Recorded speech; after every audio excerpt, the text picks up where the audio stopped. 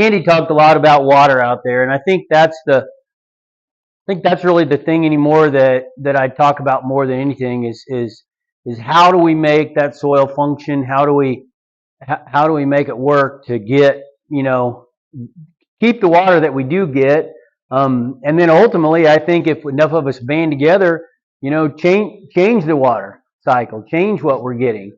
I think that is becoming more and more apparent as we go from these drought conditions to. I'm going to move that down just a little bit. Is that still okay? I feel like I'm getting a little echo in my ears. That's a little better. So I think that's the biggest thing I see anymore is you start watching the weather, and I've kind of studied meteorology and climatology for a few years now, and so that's kind of what we're really going to focus on is as we go through here is how the principles of soil health really influence the water cycle, because it just you go everywhere. I mean, I've been all over the country this summer, and it's either drought or flood. There's no middle ground anymore. Mine in particular, I live up in north central Missouri. We went last fall. We were really dry. Then we got some snow and some rain over the winter, but then we went April, May, and June, 3 months with a total of 3 inches in 3 months. We were in a D3 drought. Everything was brown, and in the last 3 weeks, guess what? 15 inches of rain in the last 3 weeks. So it's not this, it's not this uniform, easy rainfall event. So what kind of weather, maybe not weather, what kind of atmospheric conditions create thunderstorms? Stable or unstable? Unstable, right? So what is unstable atmospheric conditions? What's that mean? So it's turmoil, right? It's going up and down, low pressure, high pressure. So what creates that?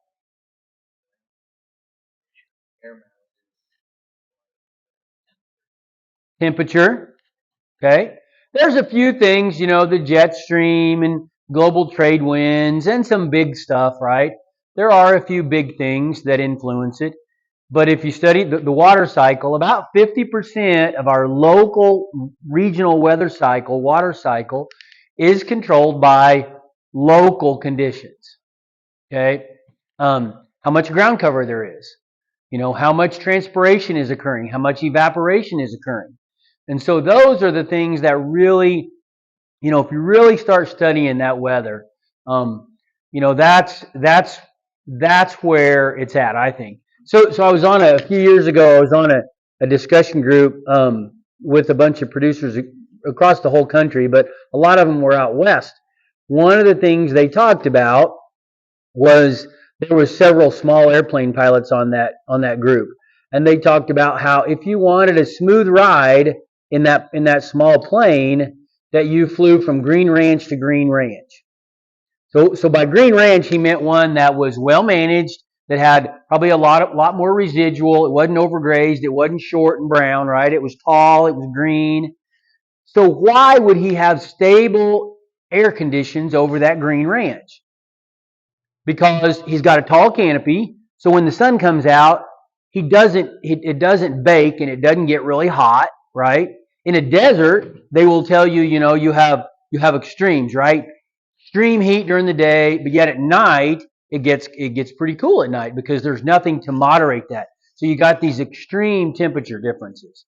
Okay, so when they were in a small airplane flying from Green Ranch to Green Ranch, they were looking for uniform transpiration coming out of those plants. Those green plants they were respiring, giving off moisture, letting it come out of the plants nice and smooth, as opposed to an overgrazed place or some place that has been tilled, right?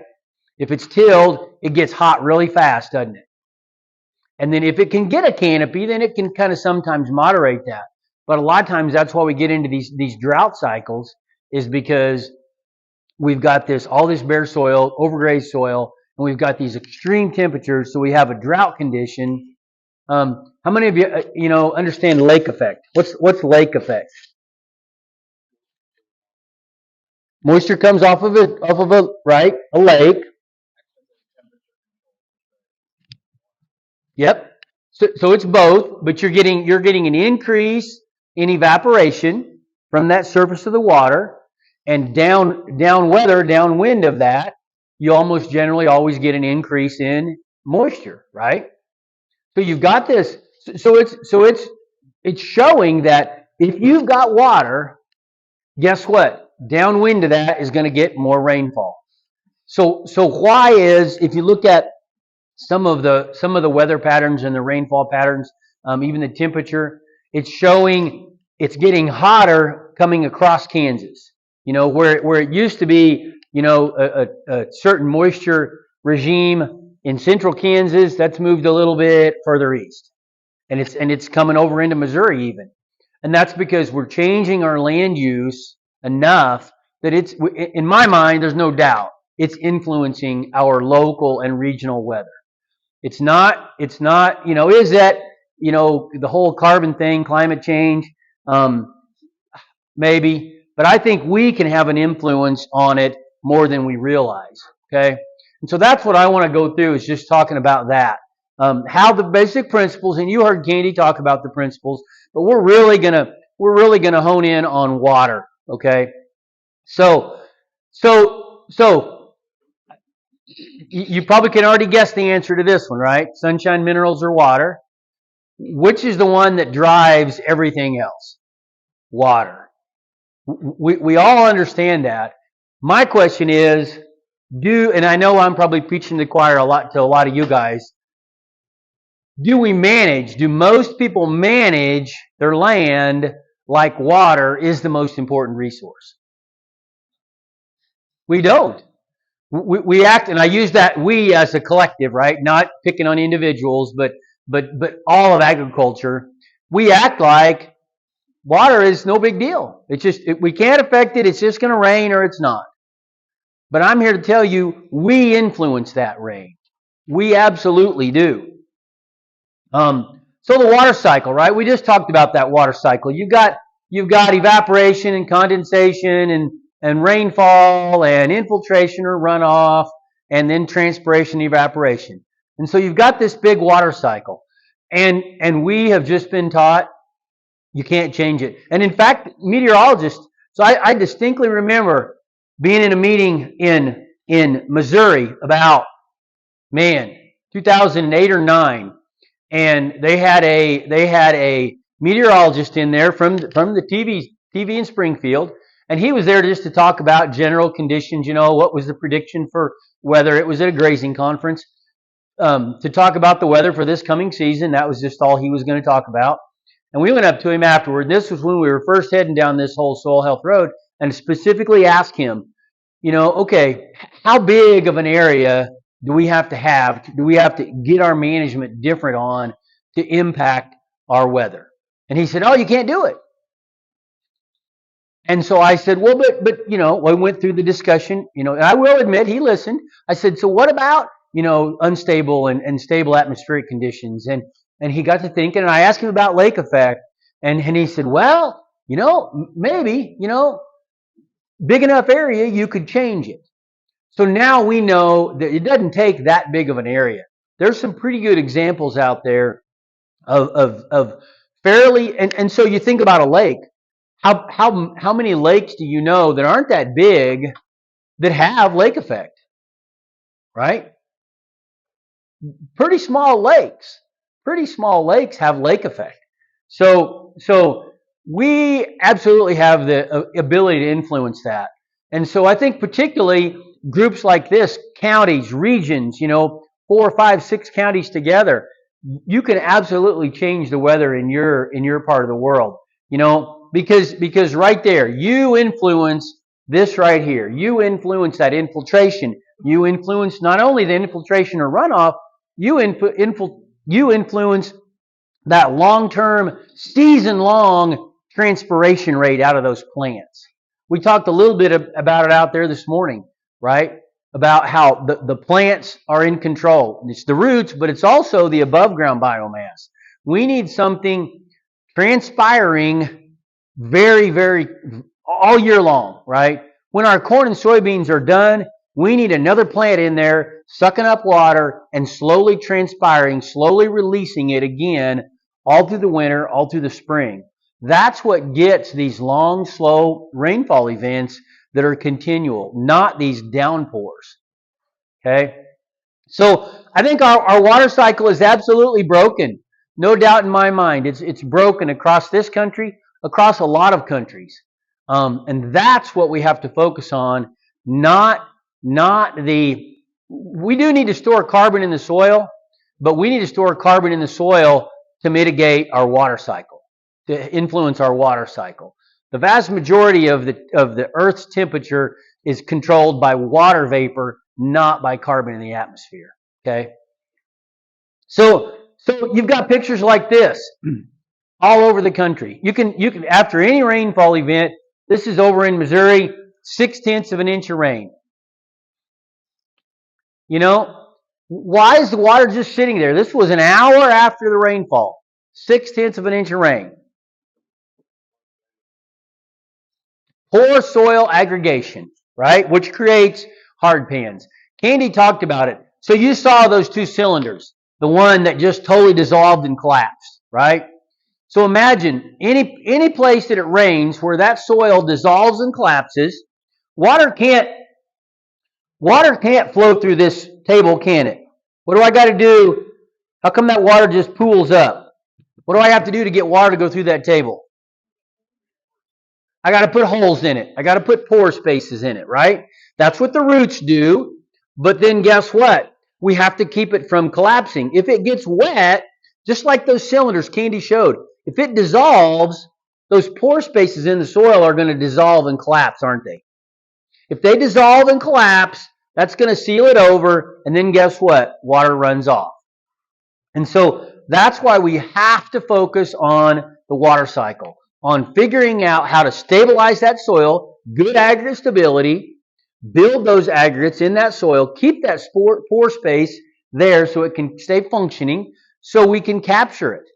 And not only grow crops with it, but mitigate all of those climate issues that we keep hearing about. You know, so another great example. You saw this out there today. Just another great picture. Monoculture soybeans, you know, an area right beside it. 60% soil loss, 60% organic matter loss after 17 years of tillage. Most of the time, that's what we see. When a field, and so how many fields in the last 10 years do you know that have been in grass that have now been row crops for the last 10 years? Couple? A lot. In my part of the world, I'm in north central Missouri, we are pretty sloped. It used to be called the Green Hills region of Missouri because it was all grass. Guess what? It's not. It's all row crops. Erosion rates off the charts. They're dramatically changing that landscape, and not for the better. Okay? So both of these soils have inherent characteristics. Things like the climate where you're at. Although now we think that it's not as uninfluenceable. The topography, the type of native vegetation, the parent material, was it a glaciated soil? Was it a non-glaciated soil? Those are things you really can't change, okay? The problem is there's things like organic matter, soil structure, bulk density, aggregate stability. When I started out as a soil scientist years ago, we had the term aggregate stability, and we were taught about aggregate stability. We were taught that it was an inherent characteristic. It was just based on the amount of sand, silt, and clay in the soil. You couldn't really change it. This is just what it was. Now we know that that's not really true. That, more than anything on the list, is one of the fastest things you can change with your management. You saw that in Darren's field that he just took over. You know, that's why that infiltration was so good, because he changed in 1 year. He changed that aggregate stability. Is it as good as it can be? No. but he can change it very, very quickly. Okay, and we've seen that. Are we gonna make organic matter double or triple in 2 or 3 years? No, we're not. It's going to be a slower process. Um, but guess what? We can change these right here. Maybe not bulk density even quite so much, but we can change aggregate stability and infiltration, and then fairly quickly we can change that water and nutrient holding capacity. And guess what? We can change it way faster than we've ever been led to believe. 2 or 3 years, you can make huge changes if you do everything that we're going to run through. And he's shown that, right? If you're just going to go in and say, oh, I'm going to do corn and soybeans, but I'm not going to cover crop, and I'm not going to, maybe I'll no-till, but I'm not going to put the whole program in, right? It's going to be a long time. It's going to be slow. But if you do what he did, put in a multi-species cover crop to heal it up right off the bat. One of the best examples of that is Barry Fisher did some work over in Indiana. They had some of these big cross country pipelines where they went in and put in a crop, and they just destroy it, right? What they found was that if they came in and seeded that back down to a perennial mix or even a diverse cover crop mix for a year or two, totally give up any cash crop opportunity down that area where they put the pipeline in, they could come back and then in 2 years plant a cash crop on it.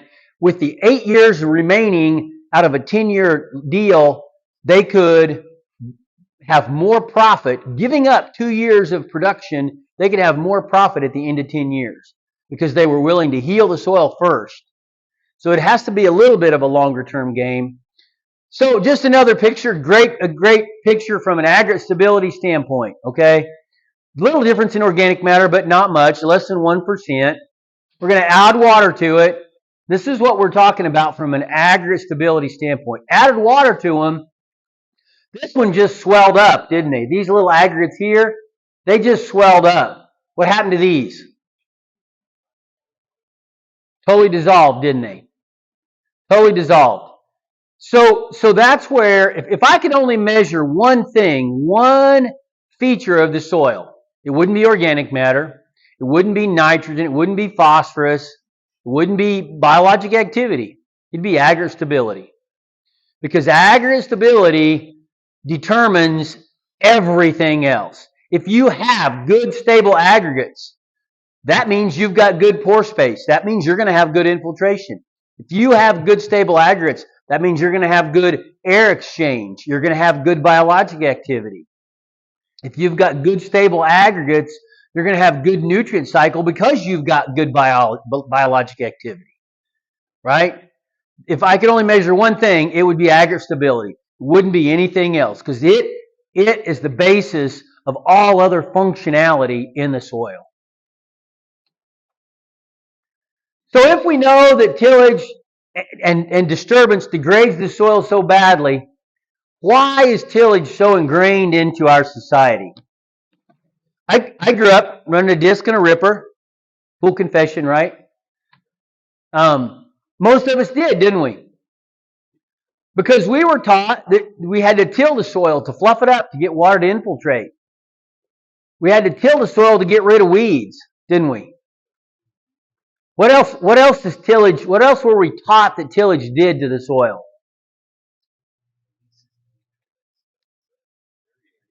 It's an aerator, it adds air, right? Basically, we were taught that tillage, anything you needed to do to make better, tillage did it, didn't it? Get rid of weeds, fluff it up, add air, get rid of compaction. Right? Tillage was the. So why? Who did we learn that from? Who did I learn that from? I'll pick on my family, right? My dad. Who did he learn it from? So do you think our ancestors, if we go back and go back and go back and go back, you think they were stupid? Why did they think that? Why did they see that, why did they have this belief that tillage was so beneficial? Yep. So when they pre chemicals, pre big equipment, right? They had to, somebody determined they had to do some tillage, right? Somebody's, and I always blame it on the other gender, right? Somebody's wife decided, hey, I like some of those leaves, I like some of that seed. Honey, grow me some more of that, right? And so they didn't have chemicals to plant whatever it was they wanted to plant. What did they have to do? They had to get rid of the perennial vegetation that was there, and that tillage was how they did it. So they went in with a stick or a hoe. And so what was that soil like where they did that? It was awesome, wasn't it? It probably had high organic matter, didn't it? Because it was probably, because some of them may have cleared trees, but most of them probably ripped out the grass or underneath trees somewhere. It was high organic matter. It was high biological activity. It was high aggregate stability. It was really awesome soil. We know now that tilling a really high organic matter soil, it does add oxygen for a little bit.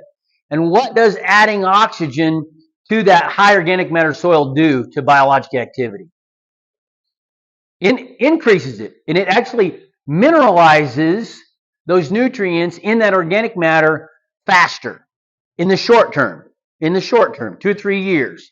In the short term, it does that. So it's actually like adding fertilizer. So they saw, the history of tillage, they saw this increase in production with tillage. And so that's why they have this belief in their mind, right? Because it did. But now, how long did that live? How long was that increase in production when you go in and till something? About 10 years.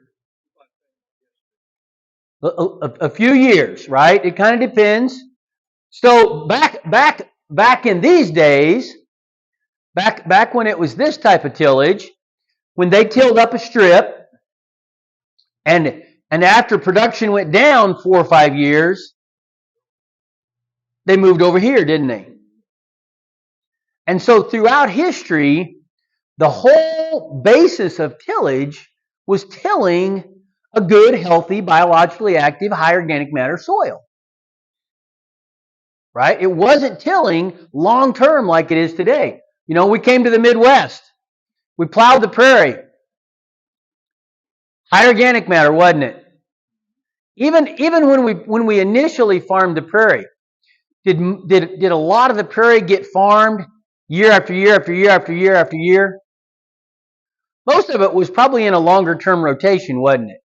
A few years of tillage, and then back to a grass, adding livestock to it to rebuild it, get aggregation back. They probably didn't get organic matter all the way back, but they got it partially back, right? Before then they farmed it again. So it was this process of pulling nutrients out, pulling organic matter out, adding it back in, pulling it out, adding it back in. So when did that change?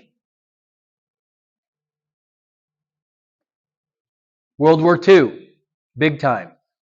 After we got fertilizer, after we got equipment, hey, you know what? We can just add fertilizer and we don't have to worry about production from organic matter. We don't have to worry about production from aggregate stability. We weren't thinking that way because we didn't know those terms. But let's add NP and K and we can keep production going. But what happened as we continued to do that? Long-term tillage made our aggregate stability and our organic matter keep going down and down and down and down, didn't it? What happened to our water cycle? It kept getting worse and worse and worse. Okay? So I would submit to you that the whole belief that tillage improves soil function is based on soil that had these features. Is that what most of our soils have today? It isn't, is it? We've got soils that are extremely low in organic matter. Almost all ag soils in the U.S. have lost half to 2/3 of their historical organic matter, and that's that labile fraction of organic matter that's easily decomposed. Okay, the fraction that's left is such a complex complex carbon chain that the biology can't break it down very easily. That's why it goes down and then it never gets to zero.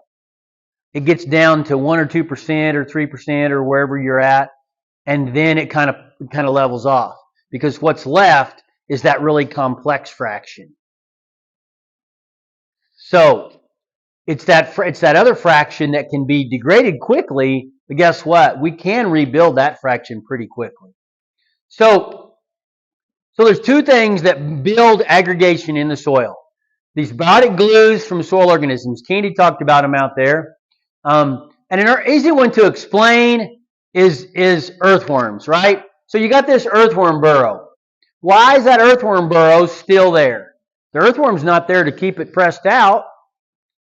If you look at an earthworm, he's got this slimy function to it, slimy substance on him, doesn't he? So as he digs a burrow through the soil, he basically cements that soil into place so that he can move up or down through that channel in the future and not have to expend his energy to redig that burrow every time he needs to move up or down, right? He moves up or down. He goes up to feed on organisms, other organisms a little bit, and then he goes down to get away from the heat. So he needs to do that frequently. So as he moves up or down, this cements into place. But guess what? That's an awesome water channel. Candy talked about that in the alfalfa, right? So now, imagine that, but on a much greater scale. So we've got mycorrhizal fungi doing the same exact thing, not as big and visual as an earthworm, but in a healthy soil, we should have thousands of pounds of mycorrhizal fungi in that soil, burrowing through the soil just like the earthworm, leaving these biotic glues, cementing those channels open so air and water can move in and out of that soil in the future. Okay? And that's how we create aggregate stability, is with these organisms. But now, imagine you come in with a piece of tillage equipment. What are you going to do to those mycorrhizal fungi? We're going to chop them. We're going to size them. We're going to reduce their numbers. Even in a tilled soil, though, we'll still have a little bit, but very, very low numbers. Okay. So the second thing that cements those soils together. If you've ever dug up a plant, we did it today out there. Dig up a plant. The soil sticks to those roots, doesn't it? So the soil sticks to those roots. These root exudates. A plant gives off, it leaks part of the energy that it derives from sunshine, minerals, and water. It leaks it out into the soil to attract biology. It's bait. They're going to give up a little energy so that other organisms will bring them nutrients. So they bring nutrients to that plant, and it's an exchange site, essentially. Okay? So now, we've got plant roots. So this is a good picture here. So you've got the root, and then you've got this rhizosheath. So you can see this plant is giving off a lot of exudates, so it creates a stickiness along the root, and that's what starts sticking that soil together. So as those roots that we saw today, as they're growing all the way down through there, they're cementing the soil into place so that after that root dies, then another root can come right down that same channel. Okay? So those are the two things that create aggregation. If we're getting back to our aggregation, we need biologic activity and we need root activity to cause those individual particles of sand, silt, and clay to clump together. That's what we're looking for. Okay? So how do we get that? Candy mentioned these principles. If we think about it from a biological standpoint, we've got a food standpoint and we've got a habitat. Darren, if Darren's trying to grow big deer, what does he need? He needs food, something for him to eat, and he needs a place for him to stay. It's exactly the same for the soil biology. It's just like a wildlife. We need food and we need habitat. If we don't have those, then we're not going to have any biology. Okay? So context. Every place has its own context. That's your given climate, your soils. What crops can you grow? What's your personal situation like? Do you have livestock? Do you not have livestock? So we have to take into consideration, whenever we're developing a plan, we got to take into consideration where you're at. So last week I was down in Week before last, I was down in Arkansas. Last week, I was in California. Very different context, right? They can grow very different things in Arkansas than they can in Northern California. So we have to take that into consideration when we're trying to understand this. Disturbance. We've talked about that a bunch. Tillage is this ubiquitous thing that we've been taught. It's the all healing mechanism, but it's really not. It stimulates weeds, right? It diminishes, if we're getting back to water, it diminishes the soil's pore space. Just the physical chopping and sizing of that aggregates. Forget all the damage that it does to biology, particularly fungi. So from many standpoints, it's a dramatic influencer in the soil. You know, this was some stuff from Dr. David Johnson. He looked at what was the best indicator of growth, and he found that the fungal to bacterial ratio, because that fungi do so many things. They influence aggregates. They influence nutrients. They do so many things in that soil.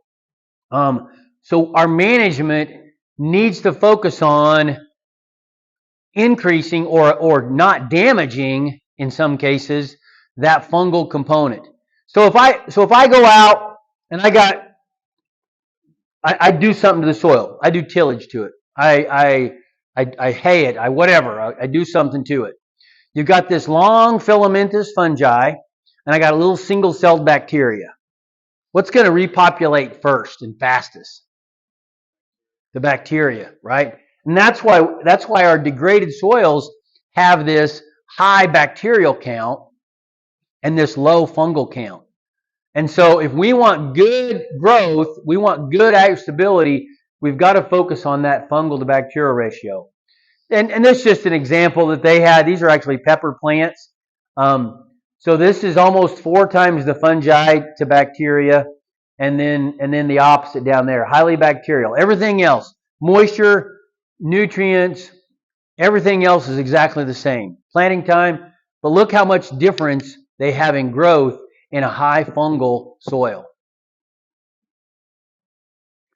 So regardless of what we're growing, whether we're growing tomatoes or veggies or soybeans or commodity crops, we've got to figure out how to reduce that disturbance from a tillage standpoint. No-till is the answer. Even in an organic system where we're growing something, it still has to be a no-till system, or at least get it down to a tillage pass every few years, not every single year. There's very, very few systems that can overcome an annual tillage event. I don't care if you're adding compost. I don't care if you're adding biologicals. There's very, very few that I've seen that can really improve unless you're just literally dumping on tons of extra biomass a year of hauled in biomass, then you can make it better. But from an energy standpoint, and just you're robbing it from somewhere else, right? So it has to be a no-till system. What about chemical disturbances? And we're not going to get into this too far, but chemicals or even fertility. You know, we have to think about it from a biological standpoint. What are we doing to that biology, okay? So there's stuff that shows if you add fertility, guess what? You influence the mycorrhizal fungi. So again, you think about it from that plant standpoint back there a while ago.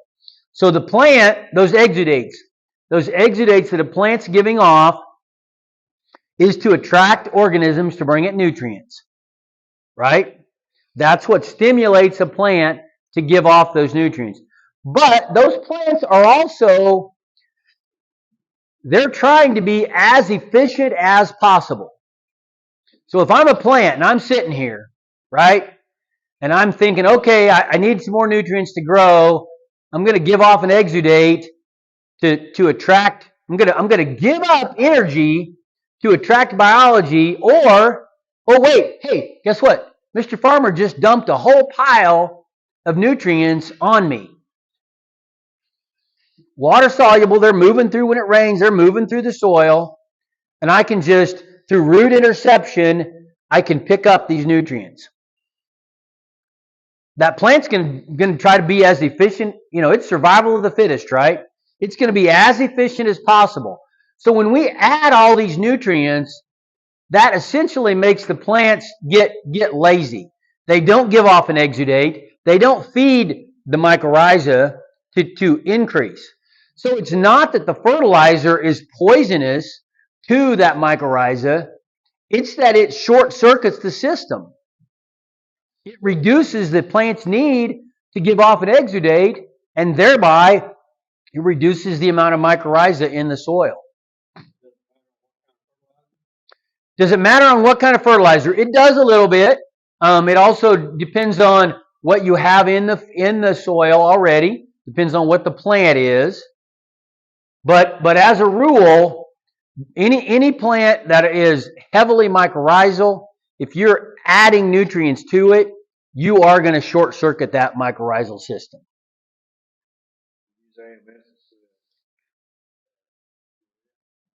It helps a little, but it still short circuits the system. Anytime you change the whole system. But you say, I'm not a row cropper. I don't do any tillage. What's the in the grass world? What's the biggest disturbance there is? Cows? How about haying? We consistently see, Candy showed it out there on that alfalfa field. We consistently see hay fields have almost as poor runoff as tilled fields. And here's why I think it is, okay? Does it remove carbon? Yeah. Does it remove nutrients? Yeah, it does. But here's why I think it does. It gets back to that fungal to bacterial ratio and that relationship. So, whenever we come in and bale hay, we always look for a nice, rainy, cloudy day, don't we? No? Nice, warm, hot, sunny day. And those mowers today, man, they mow close, don't they? So when we hay that, when we mow that, we're taking a canopy of grass, somewhere here. What's our soil temperature like? Pretty cool, isn't it? Biologic activity is probably close to the surface. Earthworms, everything else is functioning. They're doing their thing. They're cycling nutrients because the plants are big and growing and the soil temperatures are really good. We come in and we mow it off. What did we just do to soil temperature? We didn't raise it slowly, did we? We raised it instantly. We didn't trample material down. We left the windrow, but all the area between the windrows got baked instantly. Right? So now the earthworms, some of the other arthropods, they can move and go down, but the fungi, the bacteria, the protozoa, the nematodes, they're really considered an aquatic ecosystem. They move and swim on the film of water on those aggregate surfaces. And so if we bake it, if we turn the temperature from 70 or 80 to 120 or 30 in just a few hours, right, from haying it, they all bake. They either go dormant or die because all that soil evaporates really fast from that top 2 or 3 or 4 inches. Okay, so we bake them all out. And then over time, maybe we get a rain later and it's slow enough to get some infiltration. Temperatures go down at some point. We start getting biologic activity coming back into that surface. What's going to repopulate first? We talked about this a while ago. Bacteria or fungi? The bacteria. And the bacteria really are the glue eaters and the fungi are the glue makers. So that's why, even though we didn't do tillage, haying, in my mind, everything I've seen, we see almost just as poor aggregate stability in hay fields as we do tilled fields. Because we heat it up so fast. And then when it repopulates, it's all bacterial. So that's why that surface aggregation collapses. Now it will come back if we let it regrow. If we manage it better later, it will come back quicker than a tilled field. But it's still, in the short term, we see that. And that's why when we do infiltration tests, infiltration on hay fields is some of the worst there is. And this is some stuff from up across the line. North, aggregate stability, Stan Bolts did this. They looked at native range and hay fields across the fence from each other. They looked at aggregate stability in the native range was 80% under this test, 80% stable. The hay field across was 20%. It didn't get tilled. All they did was hay it. Okay? You can see a difference in the color, even. What did that do to water? That's pretty ugly, isn't it? So since 1972 or 3, whenever Mr. Vermeer invented the big baler, has our hay acres went up or down? I know people that bale hay for 6 months and feed hay for 6 months. Literally.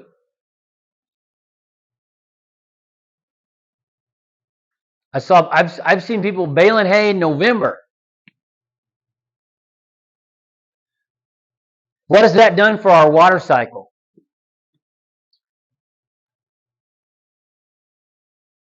I'm telling you, our management technology to a certain degree has enabled us to do things that are really, really bad for our water cycle. It's easy to go sit in a tractor, isn't it? Bale hay all summer, feed hay all winter. And I got a nice tractor. I got a front wheel assist tractor. I'm not going to give it up. But man, I'll be danged if I'm going to stinking go bale a bunch of hay on my own land. Because it is so...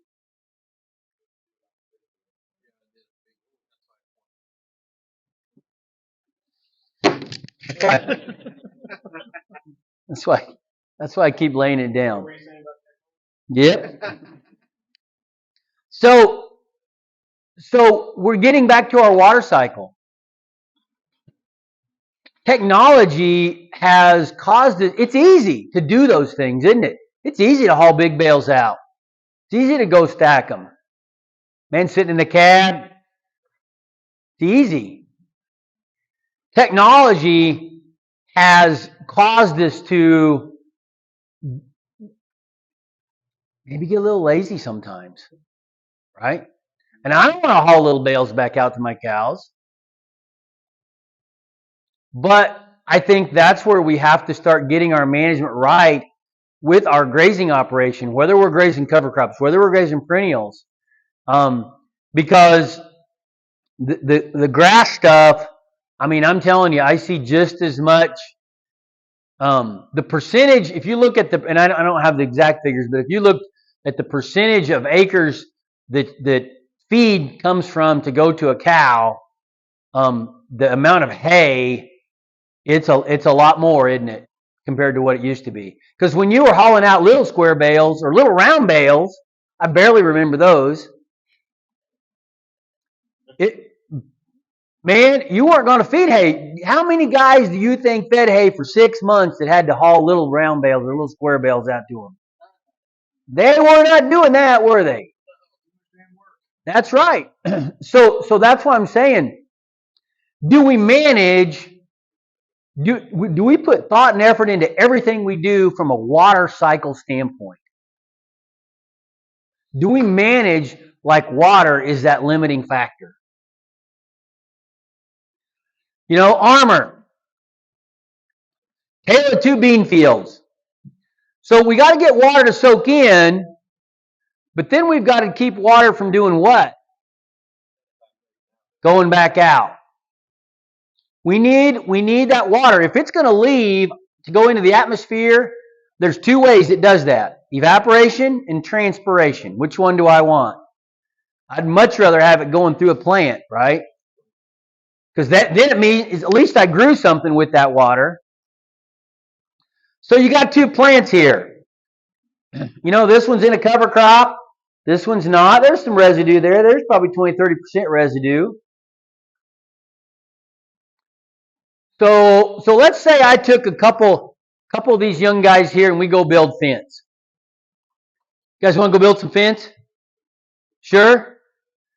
So can we build, if I take them and we go out, can we build the same amount of fence on a 70-degree day as a 90-degree day?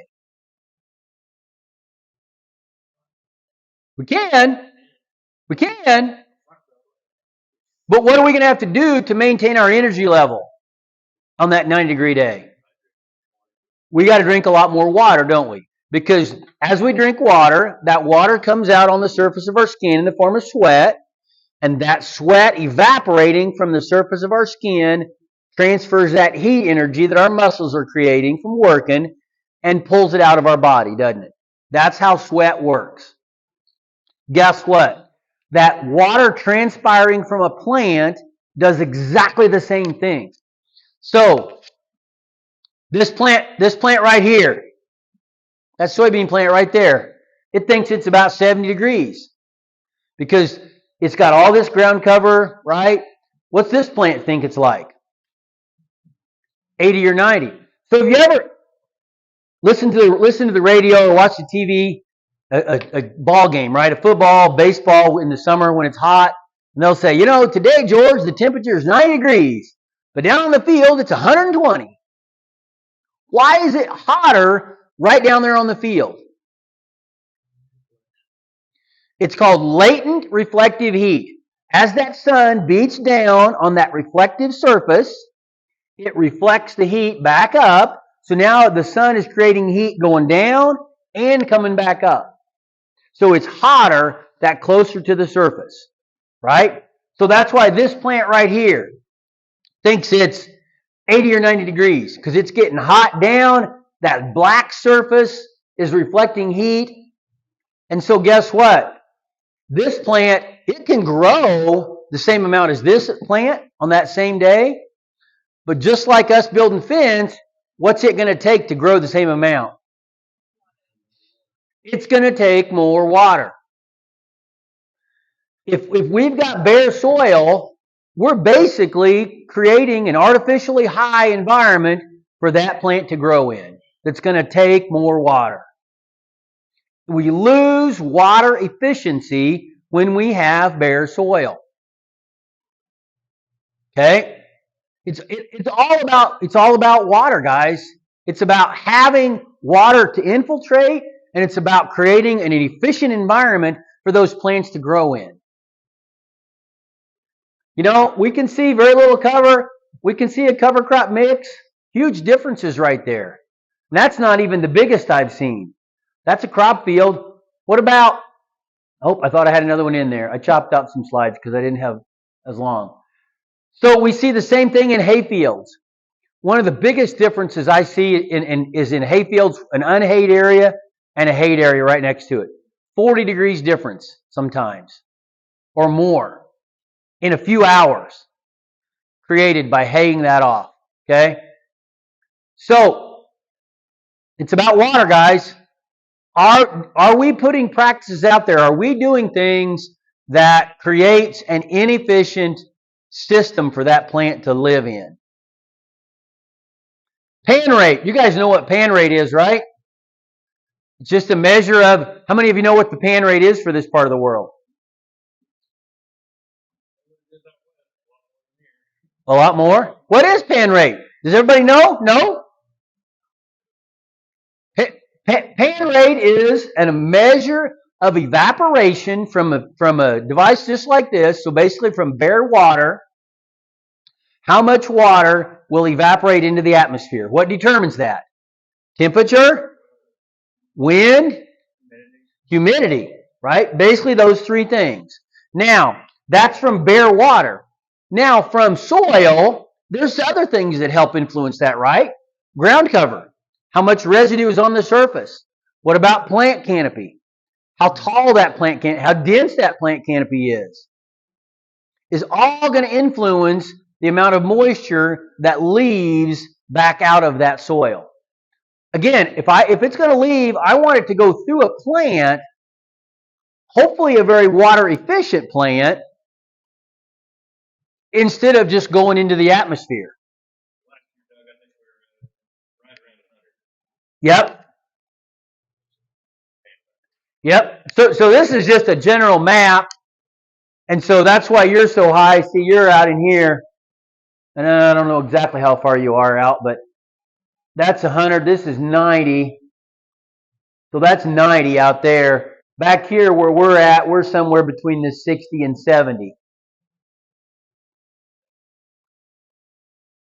If you've got bare soil, you have the potential to lose a lot of water, not just in the summer. Here's a shot I took a couple of years ago down in Texas, November the 11th, Cactus, Texas. So this was to set this up. So this was a field that they had cover crops on. They were actually grazing them. This was a big feedlot operation, but they were planting cover crops and then grazing them. So they had planted cover crops, grazed them, and then this chunk of soil, there was a little triangle area in the field about as big as this room right here where the drill guy had missed, right? He didn't get it drilled. So it was a triangle area about as big as this room with no cover crops on it. They had grazed this off, probably a month before. And then they had actually, on the 1st of November, they got 3 inches of moisture that was a combination of rain plus snow. And I was there 11 days later. And so the bare soil in that triangular area with no residue on it versus the area under the cover crop residue, in 10 days in November, we lost the moisture out of the top 3 inches of soil in November.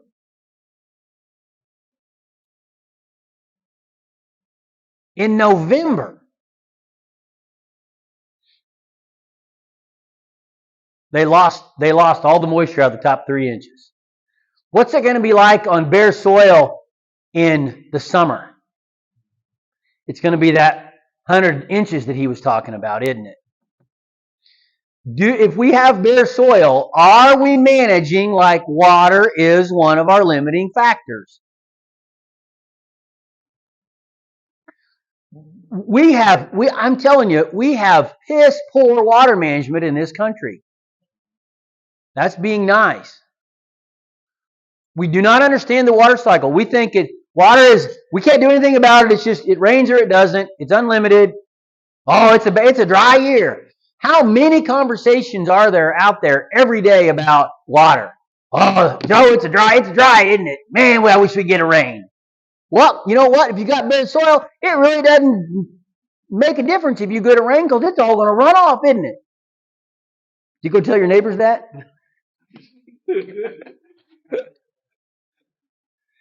I mean, that's it. Pray for knowledge to get over my stupidity. Oh, wait, no. So I got to finish. I got to get done. Diversity. He talked about diversity out there, having all kinds of different things. Warm season, cool season. Our warm season plants generally are almost twice as efficient as our cool seasons, as C3s. You will grow the same amount of biomass on half the water with a C4 plant as you will a C3 plant. Okay? Root diversity, tons of different kinds of roots. Maybe these are all perennial plants, but maybe these deep taprooted plants, maybe my cows don't even eat that plant. But guess what? That plant's job is not to provide cow feed. It's to bring up nutrients and water for this shallow rooted plant over here that my cows do like. Okay? We've got to manage all our species in his cover crop mixes. 8, 10 species. You've got shallow rooted plants. You've got deep rooted plants. You've got high carbon plants. You've got low carbon plants. Okay? What about our crop fields? Do our crop fields have a balanced diet today? What are we going to eat for lunch? What's for lunch today? Tacos. What goes in a taco? I hope there's more than love in it. I'm just saying. Right? Meat. We got a little protein. We got some veggies. We don't want to talk about cheese. Cheese is bad for you. Carbs. That's another topic.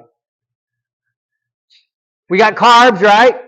We got some meat. We got some veggies. So corn, right?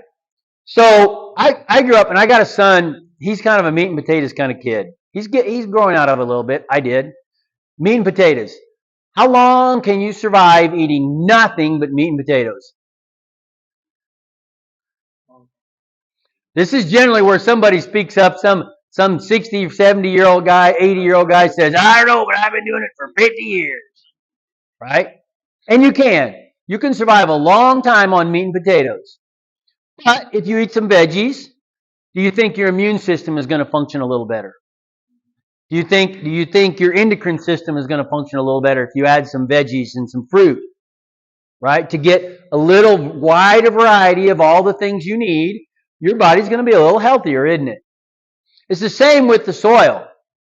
If we've got meat and potatoes, that soil will survive for a long time on meat and potatoes. But what if we add some veggies? What if we add a few other things in there, right? Maybe we add a cool season. Maybe we add something in the summer, a cover crop, right? This is the clover, but it could be more than that. We got all four plant types right there. The soil biology is the same way. If you want that soil biology to really function and really do its thing, you can't feed it meat and potatoes year after year after year after year after year. It's got to be diverse. Maybe oats and radishes. You know, I think this is the future in some areas, not everywhere. You got a cash crop and they got a cover crop growing right underneath it, all at the same time. We were briefly talked about that out there as we were ending. 60-inch corn. This is not, but I've seen 60-inch corn, 60-inch rows with a thick cover crop in between, and they're growing the same yield as if it was on 30s. Pretty crazy. Say what? Yep. It's Iowa, Illinois. Generally, it's areas with a little higher moisture than you guys have out here. Okay. Just diversity, different kinds of plant groups. Basically, the more types of plants you have, the more diverse groups you have, the more biomass you're going to grow. I've got plants that grow when it's dry. I've got plants that grow when it's wet. I've got plants that grow when it's hot. I got plants that grow when it's cool. If I've got a wider variety of plants out there, I'm going to have something that grows during all those times. Okay? This is some stuff here. Then just getting back to water. This is infiltration on Kentucky bluegrass monocultures here, different management, or diverse plant communities. You saw it on the rainfall simulator out there that Candy did today. The infiltration on the native rangeland, because it has that diversity. What if we had this kind of infiltration on all the land in Kansas right now? The Ogallala wouldn't be disappearing. We'd have a whole different water cycle. We would change the rainfall patterns. Okay? Continuous living roots. The roots are what does the work. Right? Number one food source for those soil organisms are those exudates off of a living root. Right here. This is where everything in the soil happens. This is where the soil nutrient cycle happens. This is where the aggregation happens. This is what happens. So guess what? If you don't have diverse living roots in the soil all year long, every possible day, you're giving up an opportunity to restore soil function, to restore that ability of the soil to infiltrate water, cycle water. Okay? Research shows it. We can do subsoiling or we can do cover crops. Which one's going to have a higher yield? This is some Ohio work that they did. Purposeful compaction, 10 ton, 20 ton, in all cases, the cover crop did more to alleviate the compaction than the tillage did. and that, it took me a while. I mean, I understand it, but I was the ripper guy. I loved running we had a big ox 7-shank subsoiler. You guys ever have one of them? Have you still got one? Don't admit it though, right? We sold ours. And man, it was on a 1850 Oliver, open station, 1850 Oliver. Any Oliver guys out here? No. Which wasn't nearly enough horsepower, but if you kind of worked on it a little bit, it would do pretty good. It had fire about this far out the exhaust. It was kind of cool, I gotta say. For a 13, 14, 15-year-old kid, I'll eat some bugs tonight, Dad, because I want to watch that fire. But what you got to understand is that ripper does rip the soil, doesn't it? It does rip that compaction up. But what does it do to aggregate stability long term? It degrades it. And so while it does rip it, what other studies have shown is they can rip it, but in most cases it collapses back in denser than it was to begin with because you reduced aggregate stability. Okay? So again, how many months of the year do we have a living root in this system? 4 or 5. The corn out there today, the corn at Darren's, it's done. It's not giving off any more root exudates. So it from an aggregation standpoint, it's not doing anything right now, is it? So really technically from about now until harvest, there is no active living root growing, is there? That corn with this rain, it might fire up a little bit. Dr. Haney says it all. Roots fix soil. You want to increase nutrient cycling, put a root in it. You want to increase organic matter, put a root in it. You want to increase infiltration, put a root in it. Anything you want to do to improve that functionality of the soil, if you put a root in it, lots of roots in it, you will do that.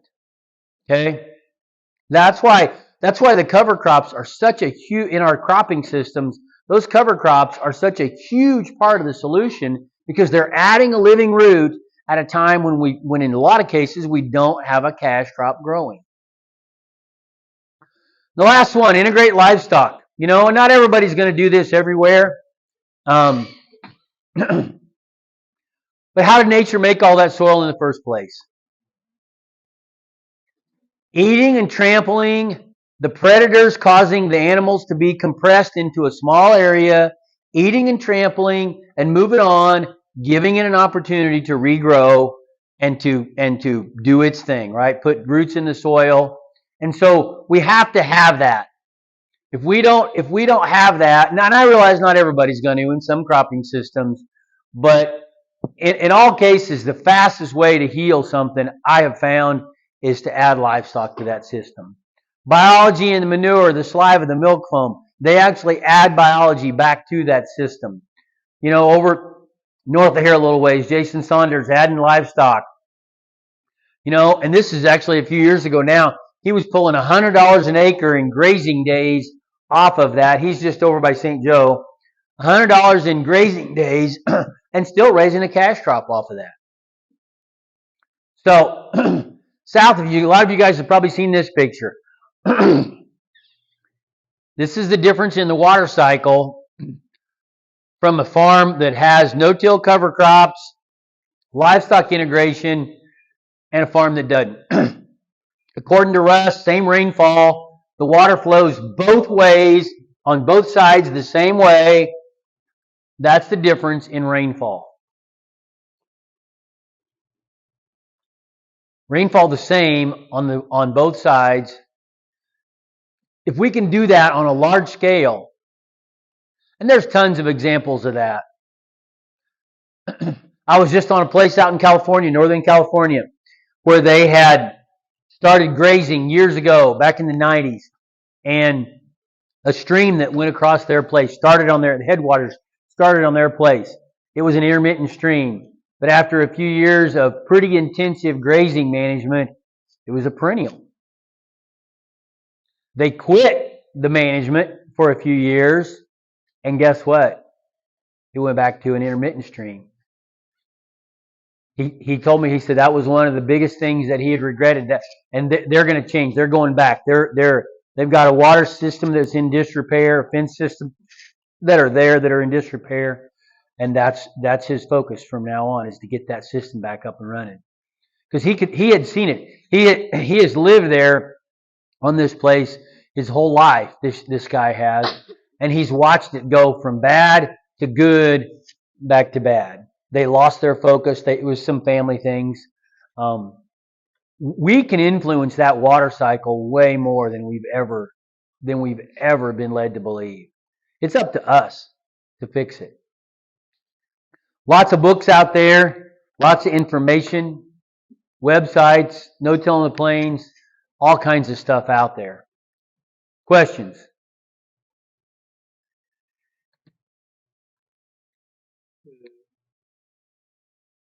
This part of the country used to burn.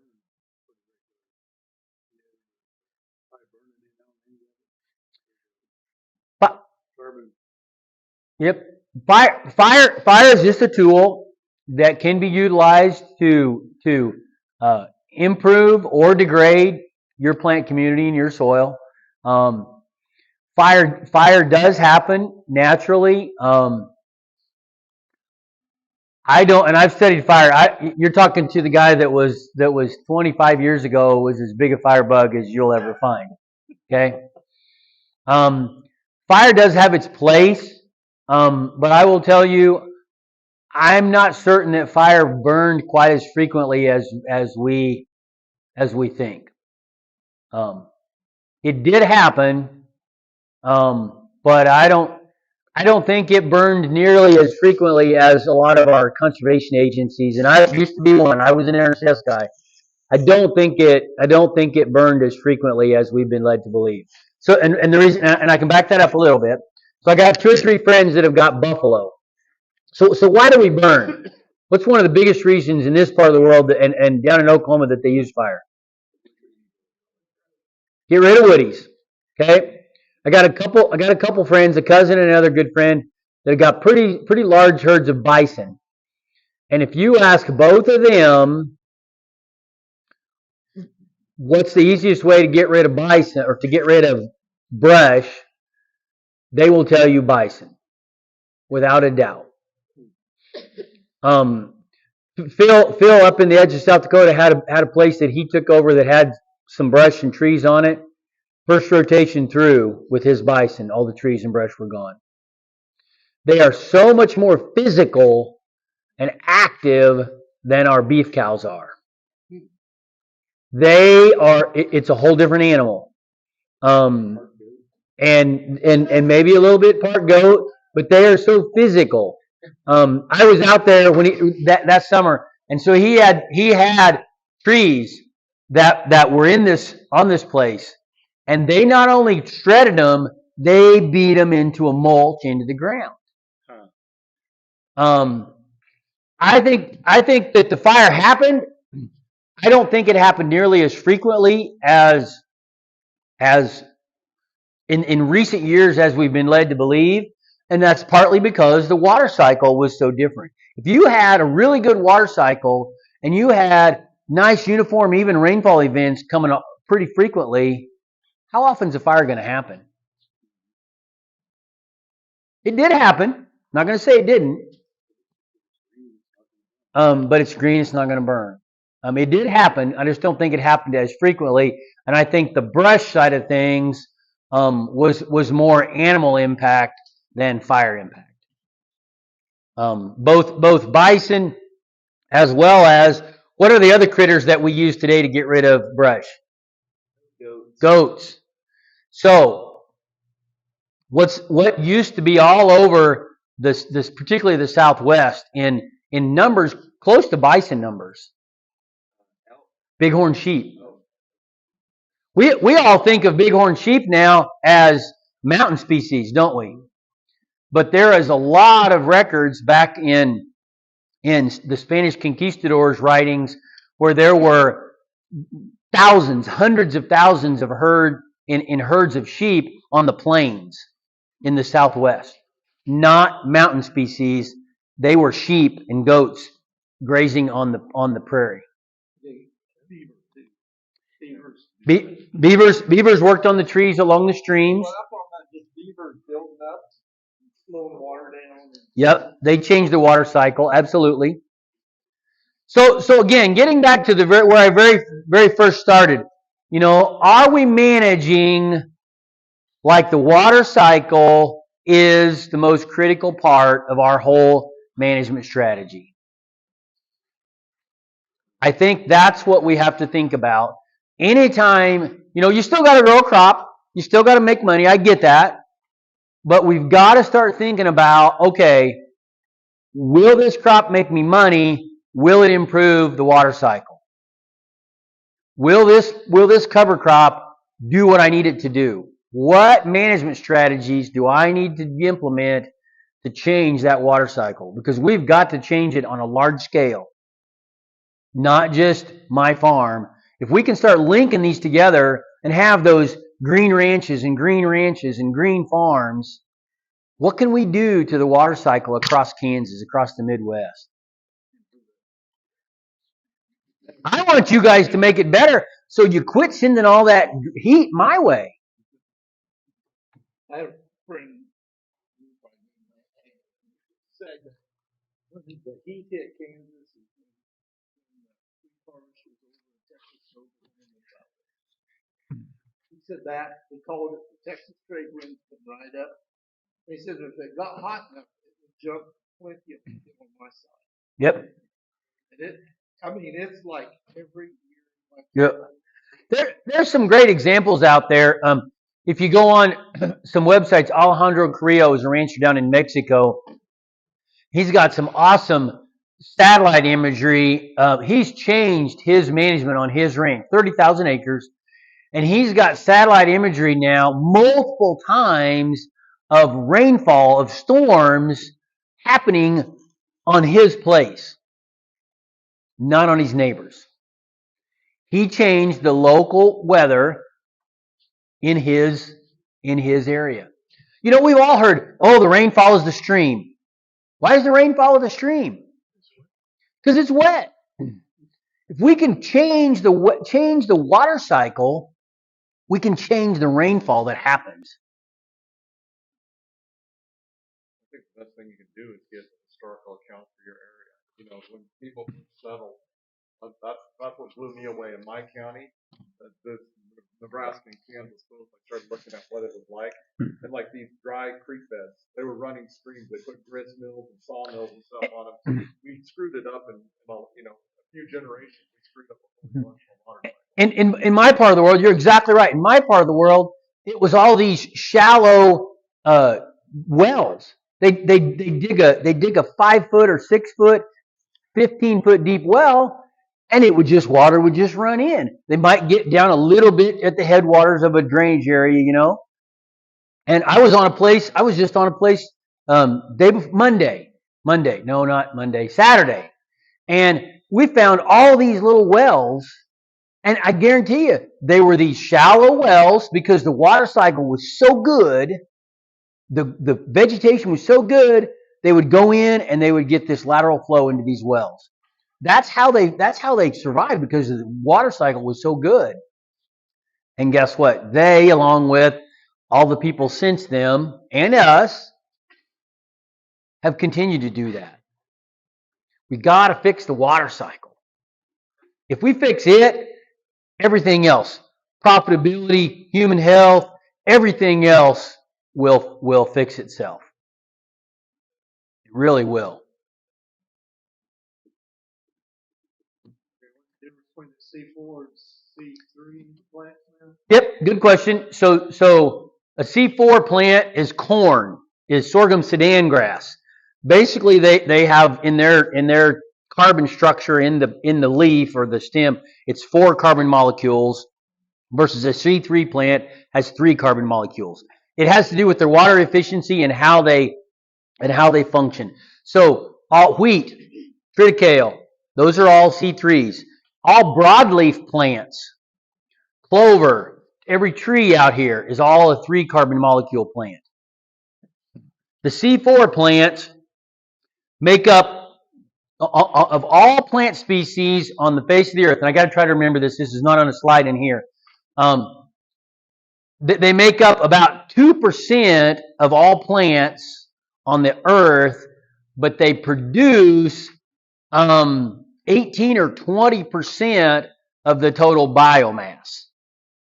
So even though they're a smaller number, they're so efficient, they're producing all the biomass. So all the native grasses, big blue stem, Indian grass, switchgrass, all of those are all C4 plants. Corn is a C4. Sorghum Sudan is a C4. What about sunflower? Sunflowers is not going to be a grass, right? It's a broadleaf. It's a C3. All broadleaves. My understanding is all broadleaves, regardless of annual, perennial, are C3s. That's my understanding. Maybe I can pull that up in a minute, but the annuals are really water efficient because why? They're not worried about next year. Annuals are way more water efficient than perennials, but what does it cost to use those annuals? Energy to plant them every year, doesn't it? A tractor and a drill to plant them every year. So you got water or you got energy? Which one you want to? We pay for energy. We don't always pay. We don't have to pay for the water if we can take care of it, right? Yeah, there's some book says there's something about if you got certain weeds, you got a deficiency. And Yep. what's the name of that book?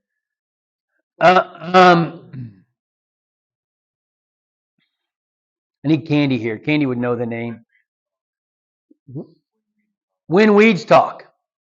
When Weeds Talk. Who's the author? Jay McCannon, I think. Weeds and What They Can Tell Us. Yep. And I think that's true. I mean, there's a lot of things out there, and I think that's why diversity for me is the name of the game. Am I going to study every single plant and what it does? No, not necessarily. So I think we just plant a whole bunch of them, and whatever it needs is what's going to happen. The last perennial planting I did, I planted 50 species. That might have been a little excessive. No, it was actually a put together mix, but I had a 4 mix of 20 species, and then we had about 10 or 12 grasses, and then we had some more individual forbs to go along with it. So, lunch ready? Brassicas, how do they come in? I've heard that they help with nematodes and stuff. Yep. So deteriorate the fungi and stuff. Still need it. So brassicas are not mycorrhizal, but they do help with some nematodes. They give off some gases and some other things. Again, I think they're best used in a mix. I don't think that a solid stand of brassicas is necessarily the way to go. I think you need a mixture. It's because they have such a low C to N ratio. Yep. I think we're ready for lunch. Yep. I'll be around. I'm gonna hang out. What else? We'll eat lunch and then I'll do my presentation. Chit chat. Answer a few questions or whatever. Jennifer may have a few things. Do you have anything you need to say? Okay. I'll